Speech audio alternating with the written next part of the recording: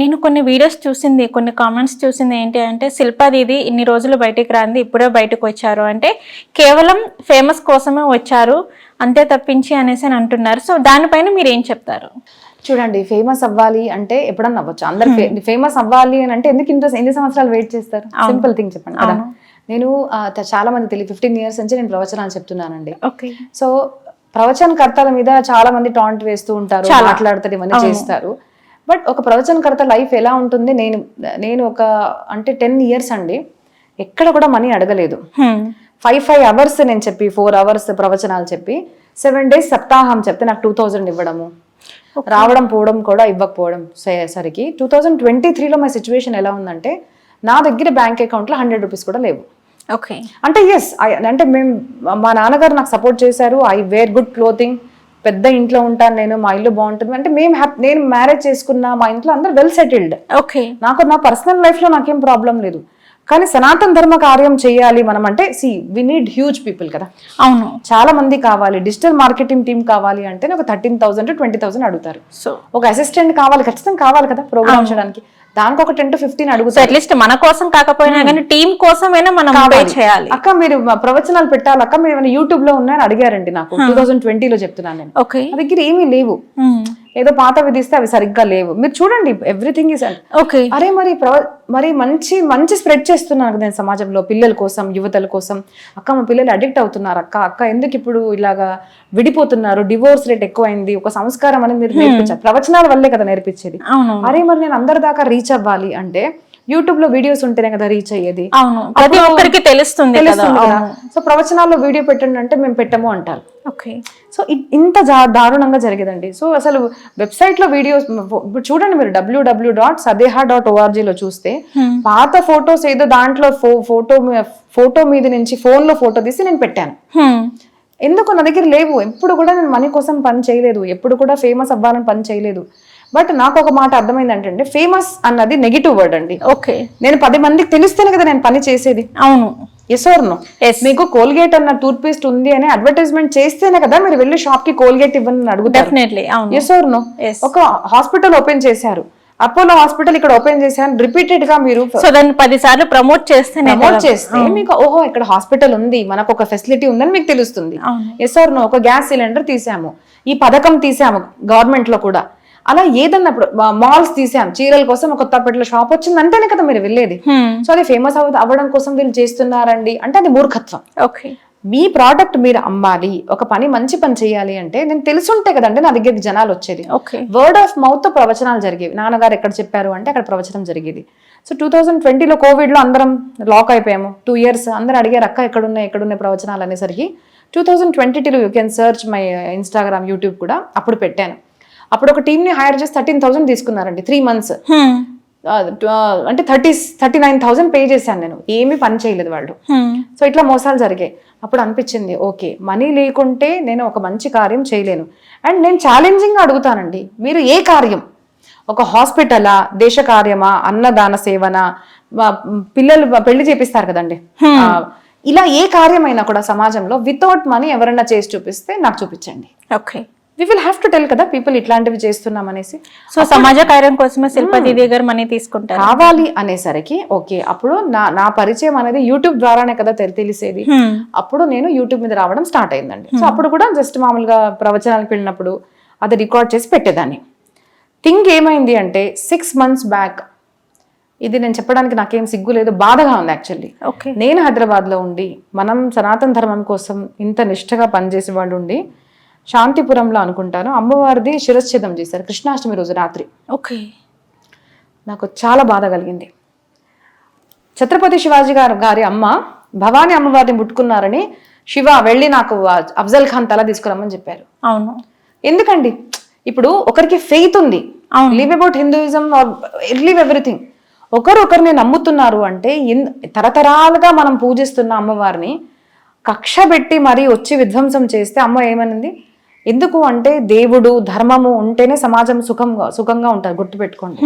పాప భీరు ఉండాలి, మనకు పాప భయం ఉండాలి, నరకానికి వెళ్తామని జనాలకు అర్థమవుతేనే కదా మనం ఇట్లాంటివన్నీ పాపాలు చేయకుండా ఉండేది జనాలు. అలాంటిది ఛత్రపతి జీజామాత చెప్తే ఛత్రపతి శివాజీ మహారాజ్ తీసుకొచ్చారు. అలాంటిది మన ముందు ఇవి జరుగుతున్నాయి, దాని తర్వాత నాంపల్లిలో ఇన్సిడెంట్స్. మనం ఇక్కడ ఉండి కూడా ఒక్క టెంపుల్ మనం కట్టాలి అంటే దాని వెనుక ఎంతో మంది కష్టపడి డబ్బులు అన్ని పెట్టి మనం ఒక టెంపుల్ స్థాపిస్తే ఎందుకు ఒక అజెండాగా అందరు ఎందుకు ఇలా చేస్తున్నారు, I have to do something అని నేను ప్రే చేశానండి. ఓకే. అప్పుడు ఒక ఛానల్ నుంచి నాకు కాల్ వచ్చింది. దానికి ముందు నేను జనవరిలో ఇచ్చాను. నేను యాక్చువల్లీ జనవరిలో హిట్ టీవీలో నేను ఒక ఇంటర్వ్యూ ఇచ్చాను. ఎప్పుడు ప్రయత్నించలేదు ఇంకా రావాలని. అది జరిగిన తర్వాత అనుకోకుండా మన అమ్మవారి ప్రేరణ తెలియదు, ఒక ఛానల్ నుంచి నాకు కాల్ వచ్చింది. అక్కడికి వెళ్ళాను, నేను ఇంటర్వ్యూ ఇచ్చాను, ఇంకో వీడియో ఇచ్చాను, ఆ వీడియో నుంచి ఇంకో వీడియో, ఆ వీడియో నుంచి ఇంకో వీడియో, ఇలాగ రావడం అనేది జరిగింది. వాళ్ళే కాల్స్ చేస్తున్నారు వస్తున్నారు, నేను ఇస్తున్నాను అందరికి.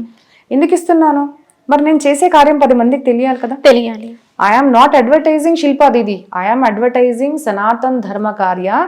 లక్షల మంది వేచి ఉన్నారండి. అమ్మా మీరు చెప్పండి, ఇప్పుడు సమాజంలో స్కూల్స్లో 50 lakhs స్పెండ్ చేస్తున్నారు, 10 lakhs 5 lakhs ఇలా స్పెండ్ చేసి కూడా స్కూల్స్లో వాల్యూస్ నేర్పించడం లేదు. అదే పురాణ కథా శ్రవణంలో మనకు వాల్యూస్ అని నేర్పిస్తారు. అమ్మ మీలాంటి వాళ్ళు రావాలి, ఈ జ్ఞానగంగా ఈ భక్తి గంగా రావాలి, అందరికీ మీరు నేర్పించాలి అని ఎంతో మంది వీచి ఉన్నారని నాకు ఇప్పుడు తెలిసింది. నేను యూట్యూబ్లో వస్తేనే కదా. అవును. So it is not about being Shilpa Didi famous. ఎందుకంటే నేను ఈరోజు ఉన్నాను, ఆఫ్టర్ 30-50 years నేను లేను. కానీ ఈ జ్ఞానగంగా ముందు నుంచే ఉంది, అది నా తర్వాత కూడా నడుస్తుంది, నడవాలి మనం. కాబట్టి నా ప్రయత్నం. హిందూ దేవాలయాల పైన దాడి చేసినట్లే కనిపిస్తుంది తప్పించి ఎక్కడ హిందువులు వెళ్ళి ఒక దేవాలయం పైన దాడి చేసినట్లు గాని, వేరే మతస్థులని కొట్టినట్టు గాని, కించపరిచినట్టు గాని ఎక్కడ కనిపించట్లేదు. కానీ హిందూ దేవాలయాల పైన, హిందువుల పైన ఎందుకు ఇంత దాడులు జరుగుతున్నాయి అంటారు? అంటే చూడండి, మనం ఎందుకు అంటే మనం ఇన్స్టాగ్రామ్ లో యూట్యూబ్ లో రీల్స్ చూస్తేనే కనిపిస్తుంది. ఇప్పుడు మనం మన మందిరం అంటే మనం ఏం చేయలేకపోతున్నాం అంటారా? ఏంటిది అంటే క్లియర్ గా చెప్తున్నారు కదా, మీరు రామాలయం కట్టారు మేము నాశనం చేస్తామని చెప్తున్నారు. ఓకే. సో చూడండి ఎంత అంటే కొంతమంది పగబట్టుకొని ఎలాగా ఉంటారు అంటే, మీరు ఎంత నిలబడండి మేము మిమ్మల్ని పడేస్తాం. మనం ఎప్పుడు కూడా మనం భగవద్గీత ఇవన్నీ కూడా మనం గనక చూస్తే మన జ్ఞానము ఆత్మస్వరూపాన్ని తెలుసుకోవడానికి చెప్పారు. ఎప్పుడు కూడా మన దగ్గర భగవద్గీత చూస్తే నైనం చిందంతి శస్త్రాణి నైనం దాతి పాపక, ఎక్కడి నుంచి యువర్ నాట్ ఎ మ్యాన్ అంటే నువ్వు శరీరం కాదు, స్త్రీ కాదు, పురుషుడు కాదు, నువ్వు ఆత్మస్వరూపానివి. ఆత్మ జ్ఞానం తెలుసుకొని ఇక్కడ మనం అంటే లోపల తీసుకెళ్తారు మన సనాతన ధర్మము. అప్పుడు నీకు ఆత్మస్వరూపాన్ని తెలుసుకో, ప్రతి ఒక్కరిలో నేనే ఉన్నానని తెలుసుకో, అప్పుడు నువ్వు నన్ను అర్థం చేసుకుంటావు, నువ్వు నన్ను చేర్చుకుంటావు అని మన సనాతన ధర్మం చెప్తే, కొంతమందికి నువ్వు పరస్త్రీని ఎంతమంది స్త్రీలను నువ్వు నాశనం చేస్తే నీకు జన్నత్ అంటే స్వర్గం దొరుకుతుంది అని అంటున్నారు. నువ్వు ఎంతమందిని భ్రష్టపరుస్తే నీకు జన్నత్ దొరుకుతుంది అంటున్నారు. నువ్వు ఎంతమంది ప్రాపర్టీని కాజేస్తే అంత నీకు దొరుకుతుంది, నువ్వు ఎన్ని దేశాలని కాజేసావు అంత పని చేసావు అంటే నీకు నేను దొరుకుతాను అనే దేవుడు ఒకరు. ఒక దేవుడు ఏమంటున్నారు అంటే, ఎవరిని కూడా హాని పరచకు, ప్రతి స్త్రీలో చెట్టులో పుట్టలో అన్నిట్లో నేనున్నాను, అందరిలో నన్నే చూడు, అందరినీ ప్రేమించు అని ఒక చెప్తున్న దేవుడు. సో నేను ఏ మతానికి కూడా వ్యతిరేకంగా లేనండి. ఐఆమ్ జస్ట్ కంప్లీట్లీ హ్యుమానిటీని నేను మతం అనుకుంటాను. Humanity is my religion. A religion అయినా ఫాలో అవ్వండి, ఆ రిలీజియన్లో ప్రతి ఒక్క హ్యూమన్ని రెస్పెక్ట్ చేయడం మీరు నేర్చుకోవాలి. అది చేయడం లేదు అంటే అది ఎవరు చేసినా కూడా వ్యతిరేకించడమే మనకు సనాతన ధర్మం నేర్పిస్తుంది. ఓకే. మన మహాభారత యుద్ధం కూడా మనం గనక చూస్తే ఆ రెండు పక్షాల్లో ఉన్న వాళ్ళు ఒక ఫ్యామిలీ వాళ్ళే. నేను ఇందాక కూడా చెప్పాను, ఒక ఫ్యామిలీలో ఉన్న వాళ్ళు ఎవరు తప్పు చేసినా కూడా మనం దేవుడు శిక్షించమని చెప్పారు. అది తల్లో అక్క చెల్లె అన్నది కాదు, దే షుడ్ బి పనిష్డ్. ఎవరైతే ధర్మం పాటిస్తారో వాళ్ళనే మేము వి రెస్పెక్ట్ దెమ్. సో అందుకోసము మనం చేసేది ఇది, అది మనం తెలుసుకోవాలి. అది కొంతమంది అజెండాగా తీసుకొని ఇలా చేస్తున్నారు అని నేను భావిస్తున్నారు. That is not good. మీరు బతకాలి, మేము బతకాలి, అందరం బతకాలి. మీ ఫెయిత్ సెంటర్స్ని మేము ఏం చేయడం లేదు, మీరు మాకు ఏం చేయకండి. అండ్ ఇవి మావి ఏదైతే అంటున్నారో ఎక్స్కవేట్ చేస్తే వస్తున్నాయి కదండి మావి ఉన్నట్టు. అవును. అలాగే మీరు తరతరాలుగా ఎక్కడో అన్ని చేసినవి మా టెంపుల్స్ మీద మాకున్న శ్రద్ధ మీరు తీసేసుకున్నట్టు మాత్రం మేము తీసుకుంటున్నాము. కొత్త ప్లేస్ లో కట్టుకోండి, మీరు మా టెంపుల్స్ మీద ఎందుకు కట్టుకుంటున్నారు? That is your question. Okay. మీరు ఉండండి, యూ షుడ్ హ్యావ్. అందరికి ఫెయిత్ మీకు నచ్చినట్టు మీరు చేయండి, బట్ ఏంటంటే మా దేవాలయాల జోలికి మా మీద దేవాలయాలు విధ్వంసేసి అక్కడ అన్ని గనక చూస్తే ఏదో దేవాలయంలో ఆ శివలింగాన్ని కింద పెట్టేసి దాంట్లో నుంచి ఫౌంటైన్ తీసి అక్కడ కాలు గడుగుతున్నారు. అంటే చూడండి, ఒక దేవత మీద ఆర్ ఒక మనిషి మీద, ఒక ఫెయిత్ మీద అంత కుట్ర, అంత ద్వేషం ఉండడం ఇస్ వెరీ బ్యాడ్. మన సనాతన ధర్మం గనక చూస్తే అఫ్జల్ ఖాన్ ని చంపేశారు కదండి. చంపేసిన తర్వాత కూడా మనము ఆ పార్థివ శరీరం అని రెస్పెక్ట్ ఇస్తాం. మీకు తెలిసే ఉండొచ్చు, ఎవరు చనిపోయినా కూడా శత్రువా మిత్రువా అన్నది కాదు. ఎంత కోపం ఉన్నా అంటారు కదండి, చనిపోయాడు కదా ఇంకెందుకు అంటాం కదా. అలా అఫ్జల్ ఖాన్ తల కట్ చేసి నాకు ఆ కరెక్ట్ ప్లేస్ గుర్తులేదు, రాజగఢ్ అనుకుంటా, ఆ కిల్లాలో ఆయన అక్కడ పెట్టి అక్కడ దీపం పెట్టమని చెప్పారు జీజామాత. ఓకే. అదే మీరు కొంత మతస్థులు చూడండి, పృథ్వీరాజ్ చౌహాన్ ని చంపిన తర్వాత ఆయన అది కట్టేసి అక్కడ అందరు చెప్పుతో వెళ్ళి కొడతారు. ద్వేషం నేర్పిస్తున్నారు మీరు జనాల్లో. మేము చనిపోయిన తర్వాత ఆ ద్వేషాన్ని దూరం చేయమని చెప్తున్నాము. మాకు ద్వేషం మనిషి మీద కాదు, మాకు ద్వేషం వ్యక్తిమత్వం మీద. తప్పుడు ఆలోచన చేస్తే మీరు పనిష్ చేయబడతారు అని మన సనాతన ధర్మం చెప్తుంది మనకు.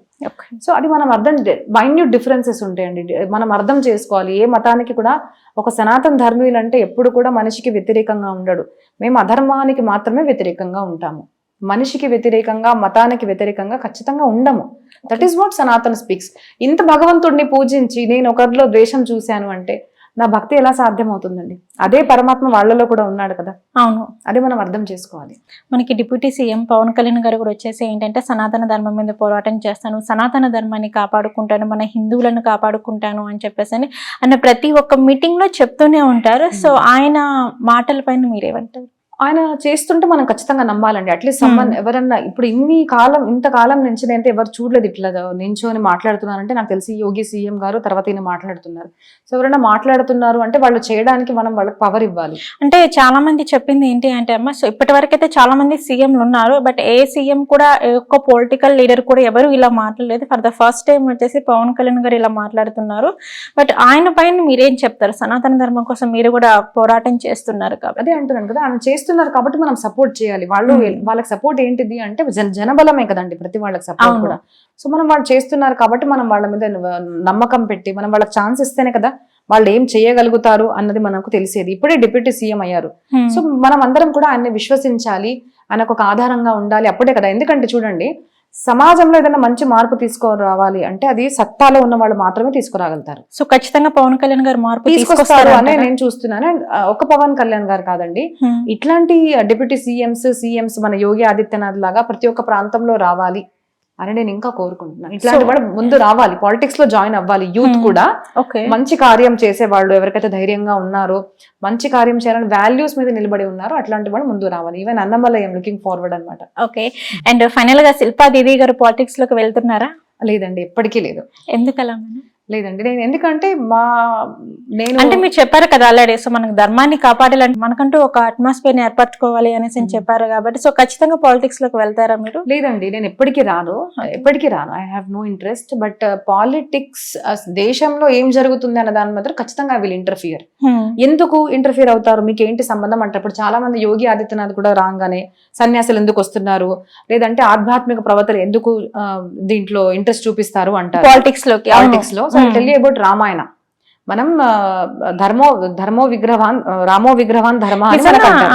మేడం అమ్మ, అది నిజంగా కరెక్టే అంటారా? పాలిటిక్స్ లోకి చాలా మంది ఆధ్యాత్మికవేత్తలు రాను అనేసి చెప్తారు, బట్ మీరు చెప్పినట్టుగానే కానీ ఏదైనా ఇన్సిడెంట్ జరిగింది అంటే మాత్రానికి సో ప్రతి ఒక్కరు వస్తారు, మాట్లాడతారు. సో అలా మాట్లాడడం, అలా చేయడం కరెక్టే అంటారు? అబ్సల్యూట్లీ మాట్లాడాలి. మేము ఆ పీఠంలో ఉంటాము, మేము ఇంటర్ఫియర్ అవ్వము అంటే చాలా తప్పు.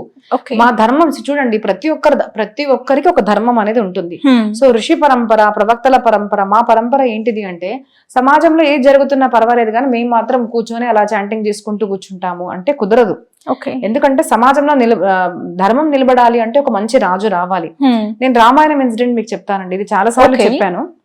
సో ఎప్పుడైతే ఈ విశ్వామిత్ర మహర్షి ఎప్పుడైతే యజ్ఞం చేస్తున్నారో ఆ యజ్ఞంలోకి దూషితమైన పదార్థాలు అందరూ వచ్చి వేస్తున్నారు రాక్షసులు. అప్పుడు ఆయన ఏం చేశారు, హీ వెంట్ టు కింగ్ దగ్గరికి వెళ్ళారు. నాకు నీ ప్రిన్స్ కావాలి అంటే నాకు రాముడిని ఇచ్చేసే అని చెప్పారు. ఆయన అన్నారు, అమ్మో నా కొడుకు, ఇప్పుడు కనుక నేను ఎమ్మెల్యే దగ్గరికి వెళ్ళి మీ కొడుకుని ఇవ్వండి, సీఎం దగ్గరికి వెళ్ళి ఇస్తే ఇప్పుడు ఎవరు ఇవ్వరు. So they are not understanding the value. కానీ అప్పుడు గురువులకు అంత వాల్యూ ఉండేది. సో వెళ్ళి ఇవ్వమంటే ఆయన ఇచ్చేసి, ఆయనకు ఆప్షన్ లేదు, గురుగారు చెప్పారు అంటే ఇవ్వాల్సిందే. ఎలాగా బండి లేదు, రథం లేదు, నో కార్, నథింగ్, నడుచుకుంటూ వెళ్ళాలి రాముడు. వెళ్ళి సమాజంలో చూడు ఎట్లాంటివి జరుగుతున్నాయి, నీ హిస్టరీ ఏంటిది, మనకి హిస్టరీ చెప్పాలి. అందుకోసమే అసలు మన అహిల్యాబాయి హోల్కర్ లేదంటే ఇట్లాంటి ఛత్రపతి శివాజీ మహారాజ్ అందరికీ తెలియాలి మన దేశ చరిత్ర ఎలా ఉండేది, గంగామాత ఎలాగా వస్తుంది, మన అందరు ఋషులు తపస్విగా ఎలా ఉన్నారు, నీ వంశము సూర్యవంశము రఘువంశంగా ఎందుకు మారింది, దానకర్తలు సమాజం కోసం మంచి చేయడానికి నీ యొక్క వంశము, నువ్వెవరు అని ఫస్ట్ రిలీజ్ చేపించారనమాట. మీ వంశం వల్లే ఇక్కడ గంగామాత వచ్చిందని చెప్పారు. తన హిస్టరీ చెప్పిన తర్వాత నువ్వేం చేయాలి అంటే అప్పుడు సమాజంలో మొత్తం చూపించారన్నమాట. Okay. యజ్ఞ కార్యాలు మేము చేసుకుంటున్నాము, మేమైతే వేరే వాళ్ళని డిస్టర్బ్ చేయడం లేదు కదా. కొంతమంది ఏం చేస్తున్నారు, వచ్చి దాంట్లో దూషితమైన పదార్థాలు వేస్తున్నారు. సేమ్ థింగ్ హ్యాపెండ్ ఇన్ మన తిరుపతి టెంపుల్.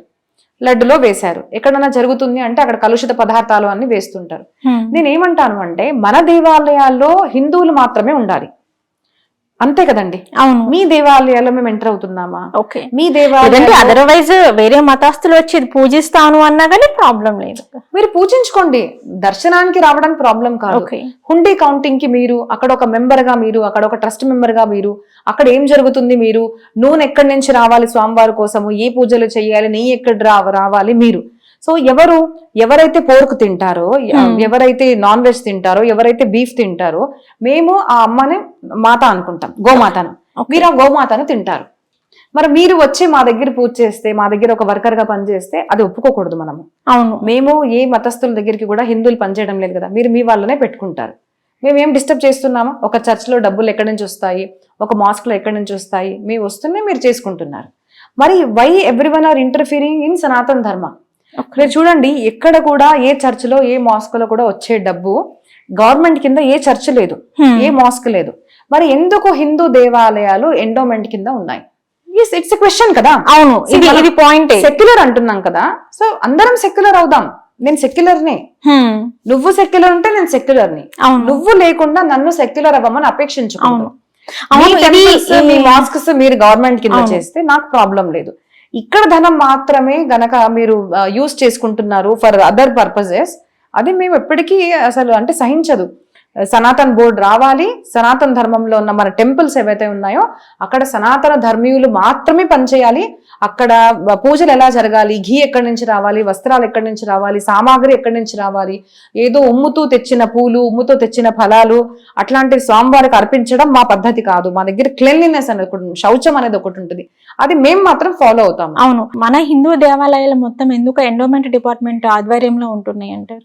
ఖచ్చితంగా కదా. 70 years ఎవరైతే శాసించారో వాళ్ళు ఎవరు అంటే వాళ్ళు బీఫ్ తినేవాళ్ళు. ఓకే. మేము గోమాతను అమ్మ అనుకుంటాము. రాముడు ఎందుకు పుట్టారు అంటే గో బ్రాహ్మణ హితార్థాయ దేశశ్చ హితాయచ, గో బ్రాహ్మణుడు తర్వాత దేశం కోసం నేను వచ్చాను రాముడు చెప్తున్నారు. ఓకే. ఈవెన్ కృష్ణ అవతారం కూడా చూడండి, గోవుల కోసం బ్రాహ్మణులు అంటే ఎవరండి నేను మాట్లాడేది? ఎవరి కంఠంలో వేదం ఉంటుందో వాళ్ళు ఒక వేదం నేర్చుకొని చూడండి. బ్రాహ్మణుడు అంటే నేను ఒక కాస్ట్ ని నేను చెప్పడం లేదు. ఎవరు వేదాలు కంఠస్థం చేసుకొని మన ఆగమ నిగమ శాస్త్రాలను ఎవరు ప్రొటెక్ట్ చేస్తున్నారో, వాళ్ళు దేవ కార్యాలు ఎవరైతే చేస్తున్నారో నేను వాళ్ళ గురించి మాత్రం మాట్లాడుతున్నాను. అలాంటి బ్రాహ్మణులు నిన్ను కూడా ఎవరు అన్నారండి, ఏముందండి టెంపుల్ వీళ్ళ కింద వెళ్ళిపోతే బ్రాహ్మణులకి అది ఆధిపత్యం దొరుకుతుంది అంటున్నారు. ప్రతి ఒక్క మూవీ, ప్రతి ఒక్క మనిషి హిందూ దేవాలయాల గురించి ఎందుకు మాట్లాడుతున్నారు? Let us be secular. దీని గురించి 100 మూవీస్ తీస్తే నాకు చెప్పండి, ఎంతో మంది మనుషులం కదండి. అవును. ఎంతో మంది ఫాదర్స్ కూడా ఎంతో మంది సిస్టర్స్ రేప్ చేసినట్టు మనకు యూట్యూబ్ లో కనిపిస్తుంది. దాని మీద ఎందుకు మీరు మూవీ చేయడం లేదు? I understand. కొంతమంది స్వామీజీ రూపంలో వచ్చి చేస్తున్నారు, ఐ అండర్స్టాండ్. మేము ముందు నుంచే అంటున్నాం, ఒక రావణ వేషం ధరించి వచ్చి సీతమ్మ తల్లిని ఎత్తుకెళ్లే వాళ్ళు మా దగ్గర ఉన్నారు. మరి మీరు ఎందుకు యాక్సెప్ట్ చేయడం లేదు? ఎందుకు వాళ్ళ మీద సినిమాలు రావడం లేదు? ఎందుకు హిందూ బాబాలు మాత్రమే బోగసం చూపిస్తున్నారు? మనిషి అన్న వాళ్ళలో మంచి వాళ్ళు చెడ్డ వాళ్ళు ఉంటారు కదా.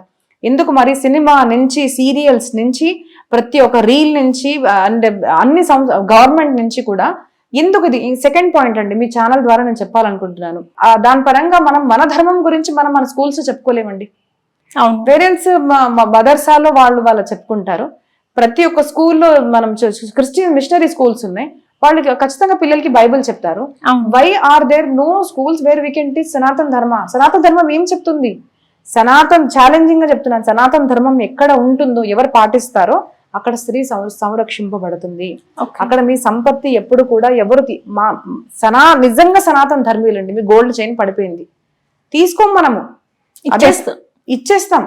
ఎవరైనా 10 రూపాయలు మర్చిపోయామనుకోండి, మోసం చెయ్యము. ఎందుకు అంటే అరే నేను తీసుకున్నాను అంటే నేను మళ్ళీ పుట్టాలి. సో సరే, ఐ కెన్ అండర్స్టాండ్, కొంతమంది చెడుగా ఉంటారు దీంట్లో కూడా. ఎందుకు అంటే మరి నేర్పించడం లేదు కదా వాల్యూస్. మీరు నేర్పించండి, పాప భీరు చేయండి, ప్రవచనాలు నేర్పించండి, వాళ్ళకు చెప్పండి, రామాయణం, భాగవతం, స్వర్గము, నరకం ఇవన్నీ చెప్పండి. అప్పుడే కదా మనిషి మారేది. సో దీని యొక్క ప్రచారం చాలా తగ్గిపోయిందండి, ఇంకా జరగాలి. స్కూల్స్ లో, కాలేజెస్ లో కూడా ఇవన్నీ రావాలి, అప్పుడే కదా మనిషి మారేది. సో 70 years వీళ్ళ సత్తా. దానికి ముందు గనక చూస్తే ముఘల్స్, బ్రిటిషర్స్, పోర్టుగీస్ అందరు కూడా ఇంతమంది ఆక్రమించి మన దేశం గురించి మనం తప్పుగా అనుకుంటున్నాము, మన గురించి, మన వ్యవస్థ గురించి, మన ట్రెడిషన్స్ గురించి మనం తక్కువగా అనుకుంటున్నాము. సో అది మార్చాలి అంటే it will take some years of time. ఒక 5 years లో జరిగింది మార్పు అంటే కనిపించదు, అవును అంతే కదా. అవును మనకు ఇప్పుడు మనం ప్రారంభం చేసాం కదా, ఒక 10 to 50 years ఖచ్చితంగా టైం పడుతుంది. But let us begin here. ఇప్పుడు మనం బిగిన్ చేయాలి కదా. అవును. సో చేద్దాం, ఖచ్చితంగా మార్పు అనేది వస్తుందండి. ఓకే అమ్మ, ఆ సనాతన ధర్మం హిందూ ధర్మాన్ని కాపాడాలి అని చెప్పేసి అయితే చాలా చక్కగా చెప్పారు. అంటే ప్రతి ఒక్కరు కూడా నాకు తెలిసి ఇప్పుడు మీరు చెప్పింది అయితే విని ఆచరించాలని అయితే నేను కోరుకుంటున్నాను. చాలా చక్కగా అర్థమయ్యే రీతిలో అయితే చెప్పారు అమ్మ. నమస్కారం. ధన్యవాదాలండి. షేర్ చేయండి, లైక్ చేయండి, సబ్స్క్రైబ్ చేయండి. మరిన్ని వీడియోల కోసం బెల్ సింబల్ పై క్లిక్ చేయండి.